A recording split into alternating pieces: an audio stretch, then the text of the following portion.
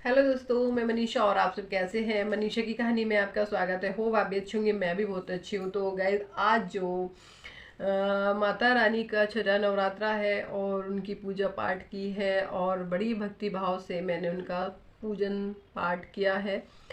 सबने ही किया होगा, मैंने क्या, सबने ही किया होगा। नवरात्रि चल रही है तो सभी लोग कर रहे हैं। लेकिन आज मुझे कुछ ऐसी चीज़ें एहसास दिलाई जो मुझे लगा कि आप लोगों से मैं ज़रूर बताऊं, क्योंकि अगर मेरे बताने से किसी का कुछ होता होगा तो मुझे तो उनका आशीर्वाद ही मिलेगा ना। तो बस आज मैंने अपनी मन की जो भी बातें हैं वो आपसे शेयर करूंगी कि मुझे सबसे पहले माता रानी ने कब दर्शन दिए थे। हाँ जी, मुझे सबसे पहले काली माता ने कब दर्शन दिए थे, कब मुझे एहसास दिलाया था कि हाँ मैं हूँ और मैं तुम लोगों को, मतलब तुम लोगों को देखती हूँ। मतलब तुम ये लगाओ कि मैं इतनी बड़ी अज्ञान लेडी थी, अज्ञानता वश, मतलब बस मंदिर जाती तो थी लेकिन पूजा में मतलब विश्वास नहीं होता था। मुझे ऐसा लगता था ये जो मूर्तियां लग रही हैं ये मिट्टी की मूर्तियां हैं, इनसे लोग जाते हैं अपनी अरदास करते हैं, ढकोचले करते हैं। ये सब कुछ मेरे दिमाग में मतलब होता था।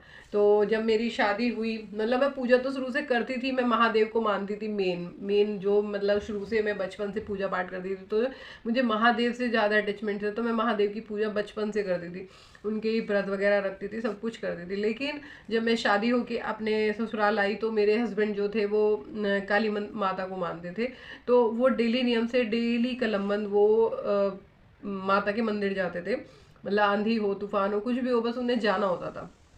तो जब वो जाते थे तो वो मुझे भी कहते थे कि मिताली चलो, तो मेरे से कहते थे चलो, तो फिर मैं जाती थी उनके साथ। तो ऐसे ही मैं जाती रही उनके साथ। मुझे कुछ आभास नहीं था, कोई बात नहीं थी, कुछ मन में कोई भाव नहीं थे। सेम बस ये था कि भाई उनके साथ जाना है और बस दर्शन करने, बस इतना था। तो फिर मेरा बड़ा बेटा भी हो गया तो वो भी जाता रहा। जाता था तो एक दिन क्या हुआ कि वहाँ पे ना एक और मंदिर की ना स्थापना हो रही थी, साईं बाबा के मंदिर की, मतलब मूर्ति स्थापित हो रही थी। तो वहाँ पे दो लेडीज बात कर रही थी। जो उस मंदिर की पुजारन थी वो दूसरी लेडी को बता रही थी कि ये जो मूर्ति है ना इसमें प्राण डलवाएंगे, प्राण डलेंगे, प्राण प्रतीक्षा होगी, ये होगा वो होगा। तो वो उसे बता रही थी कि भगवान जी में प्राण पड़ जाएंगे। अब भाई साहब मेरे दिमाग में बात आ गई। मैंने कही ये जो लेडी है वो इस लेडी को पागल बना रही है। कभी मिट्टी मतलब मूर्तियों में भी प्राण डलते होंगे, मतलब इतनी बड़ी अज्ञान में थी। तो मैंने कहा मूर्तियों में भी कभी प्राण पड़ते होंगे? ऐसा तो होता ही नहीं कि मूर्तियों में कभी प्राण पड़ते हो, वो इंसान थोड़ी है, वो तो मिट्टी की मूर्ति है। अब मैं अपने मतलब मैंने कहा किसी से नहीं, अपने पति से भी नहीं कहा एक बार भी कि क्या कह रही है वो या मुझे क्या फील हो रहा है, कुछ भी नहीं कहा। मैं चुपचाप अपने मन ही मन में बात करती रही अकेले अकेले। और ऐसे बात करते करते मैं बाहर निकल आई मंदिर से। जब मैं मंदिर से बाहर आई और आने के बाद फिर मैंने, किसी का फोन आ रहा है, एक सेकंड।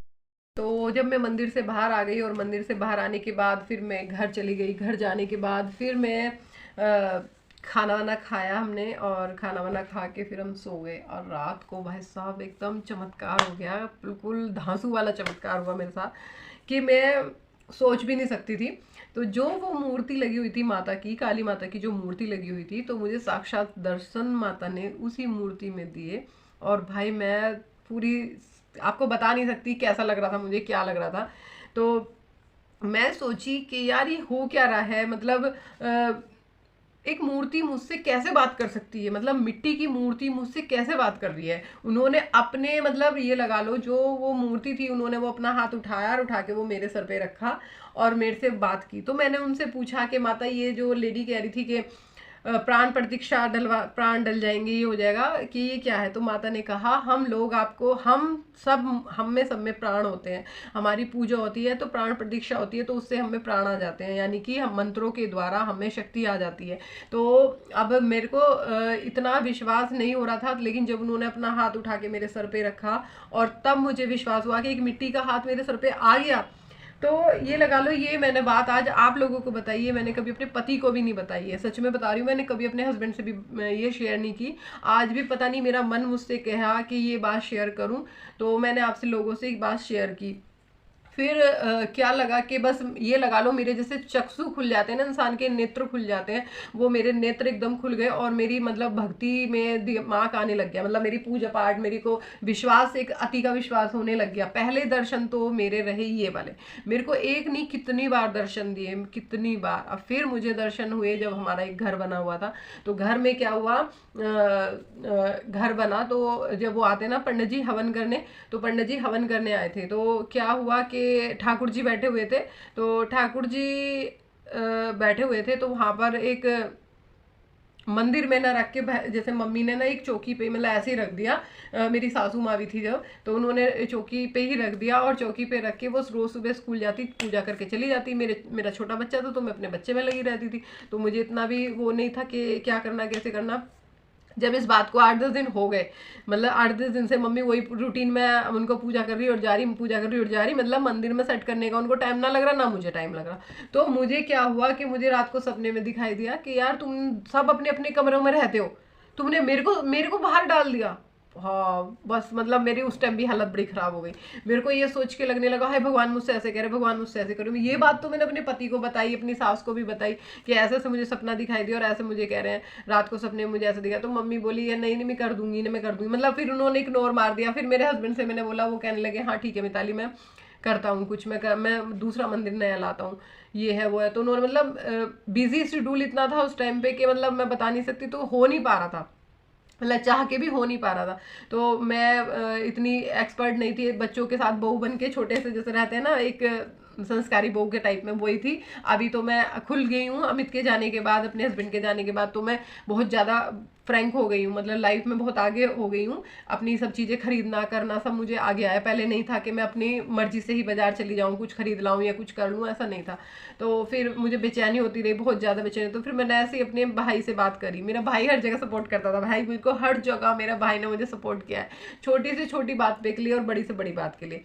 तो फिर उससे मैंने बात करी, तो उसने मुझसे कहा कोई बात नहीं, तू क्यों परेशान होती है, मैं तेरे को एक मंदिर दे देता हूँ, कोई दिक्कत नहीं है, तुम मंदिर लगा लो अपना और उसमें भगवान जी बिठा ले, क्यों टेंशन लेती है। उनने तो एक लाइटली करके बोल दिया मुझे, लेकिन मेन मेरे दिल को पता था ना मुझे कैसा फील हो रहा है या क्या लग रहा है। तो फिर उसने मुझे मंदिर, अपने लड़के जो फैक्ट्री में लड़के काम करते हैं उनसे मेरे को भिजवाया। फिर मैंने उसे साफ सूफ करके सब कुछ करा। वो उसने फैक्ट्री में नया मंदिर बनवा लिया था, तो उसका एक मंदिर था जो वो भी था नया, लेकिन मतलब उसने हटवा दिया था वो। तो वो उसने करा, तो मैंने कहा नहीं भैया मेरे को ऐसे नहीं चाहिए तेरा मंदिर, मैं इसको पैसे देती हूँ। तो उसने कहा नहीं तू एक काम कर, 10 रुपये मुझे दे और ये मंदिर तू ले ले। तो मैंने उसको 11 रुपये दे के वो मंदिर ले लिया। फिर साफ सूफ करके मैंने उसमें भगवान जी बिठाए, और भगवान जी बिठा के जो सुकून मुझे मिला है ना यार, मैं बता नहीं सकती, इतनी शांति मिली है, बहुत ज़्यादा शांति मिली है। तो हम लोगों को लगता है कि भगवान जी नहीं है, लेकिन भगवान जी हैं। ये तो रही मेरी एक छोटी सी क्लिप आपको बताने के लिए, छोटी सी बात है ये। और बड़े वाले अगर आप मेरे वो सुनोगे ना, बड़े वाले जो मैंने शुरुआत कर दी थी, मंदिर जाना शुरू कर दिया था, पूजा पाठ करने शुरू कर दिए थे, व्रत चढ़ा शुरू कर दिए, तो सोचो मेरे को कैसे कैसे रूप में दर्शन मिले। और मैं किसी को बता ही नहीं भाई पगली, मैंने ये सोचा ऐसी दिख रहा है, ऐसी दिख रहा है, तब भी ऐसी दिख रहा सोचती रही। लेकिन आज जब मैंने पूजा करी तो मुझे स्वयं ऐसा एहसास हुआ जिसे माता ने मुझसे कहा कि तू सबको बता दे ये बात, क्योंकि मैंने किसी से बताई नहीं। तो वीडियो कैसी लगी कमेंट करना, जो नए हैं वो सब्सक्राइब करना, और जो पुराने हैं वो लाइक जरूर करना। और कमेंट करके आप कमेंट करोगे कि बताओ आप अपने मन की कि माता ने और कितनी बार आपको दर्शन दिए, तो मैं जरूर आप लोगों से शेयर करूंगी। तो ऐसी वीडियो को प्यार दीजिए, मिलते हैं नेक्स्ट वीडियो में, बाय बाय।